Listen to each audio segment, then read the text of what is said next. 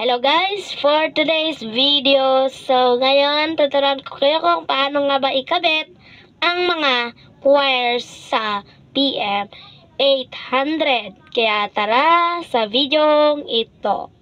So ito po siya guys, siyempre ang unahin natin dito guys is ang V8-800.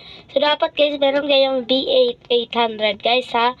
Kasi ito po ang kailangan natin. Siyempre sa ating title is magkabit tayo, so magkabit, okay?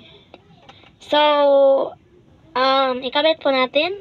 Tara, let's go! So, itong lapel is nakakabit sa speaker.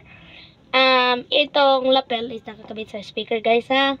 So, diyan natin lagay. So, napakahina po ng resolution. So, ito po ang walang lapel. Ito naman na merong lapel. So, yan. Tara. So, syempre, BM800 at BM800 at V8 sound card. So, V8 sound card cord, ito po. So, isasaksak natin dito sa, wait lang guys, wait lang. Isasaksak natin dito guys. Nagkakunik pala ito sa, guys, speaker. So, dito guys, isasaksak natin dito sa, isasaksak natin dito sa condenser microphone guys. Yan.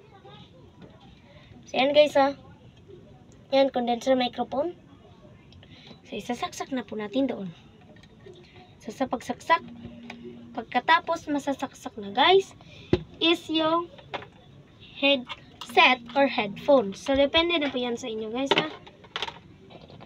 Depende na po yan sa inyo guys. So ito po siya guys sa ating ilapel guys kasi baka hindi marinig. So kasi mahina yung boses ko. So ito guys, ayan. Ano siya guys? Condenser microphone ko siya nilagay. Yan. Diyan. So sa condenser ko siya nilagay. Next, headset or headphone. Ito po headset ang aking gamit. So, dito natin siya isasaksak. Okay? Huwag muna natin yon yung V8 natin dahil hindi pa tayo tapos sa pagsaksak. Okay? Okay, ilagay natin dito. Wait lang. Kasi lapel ko talaga. So, okay, ilagay natin dito sana guys headset. So, katabi ng condenser microphone. Dito po. Ayan. Yan po. Headset po. Ayan po. Yan. So, katabi po dyan. Dyan natin isasaksak. Okay? So, ito isaksak natin.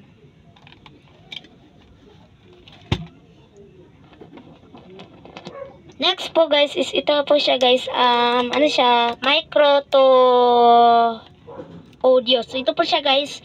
Isasaksak po natin to sa cellphone. Ito naman isasaksak natin sa live one. So, ito po. Isasaksak natin ha.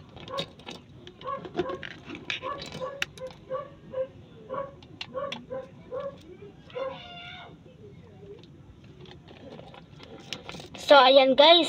So, meron pa palang ikabit dito na accompanying instrument na same lang naman silang cord dito at dito. So, to audio to ano pa rin, micro. But, I recommended kasi nawala yung aking micro and audio. So, ito nawala.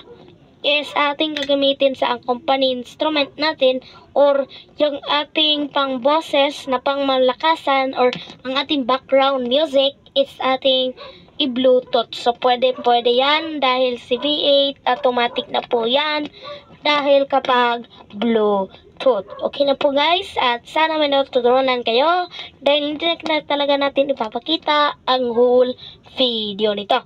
Dahil kapag whole video na po is masyadong na pong mataas ang ating video dahil may gagawin pa ako sa bahay guys.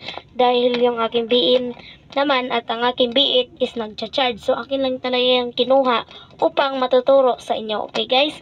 So thank you for today's video. Bye! Salamat sa inyo.